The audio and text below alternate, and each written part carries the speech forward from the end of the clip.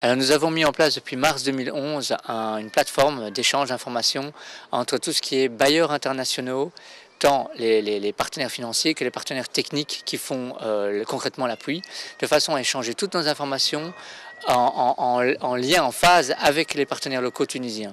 Donc pour éviter ce qui s'est fait dans d'autres pays où il y a des programmes d'appui qui s'amènent et qui ne respectent pas ou qui ne prennent pas en compte la parole des acteurs locaux, et c'est ce que nous avons voulu éviter en Tunisie.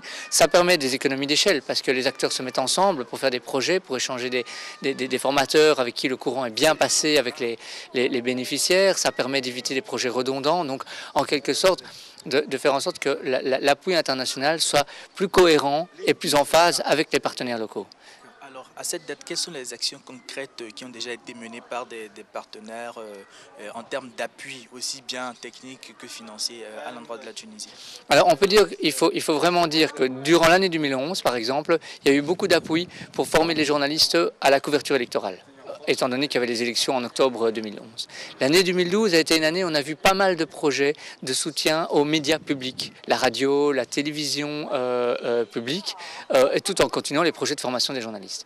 À partir de mi-2012-2013, on voit des projets d'appui à la liberté d'expression qui vont par exemple à l'appui à des nouvelles radios, des radios de proximité en région. Et donc on étend un peu les appuis aux nouveaux acteurs émergents de l'après-révolution. Alors, dans le reste de l'Afrique, surtout en Afrique de l'Ouest, il y a eu une expérience très enrichissante du développement des médias libres, des médias communautaires. Est-ce qu'aujourd'hui, il y a un effort de partager cette expérience-là du reste de l'Afrique avec les pays du Maghreb, la Tunisie spécialement, pour bénéficier aussi quand même de cette expérience-là et développer plus rapidement le secteur des médias communautaires? Alors je dirais à votre question oui et non. Et votre question est vraiment intéressante.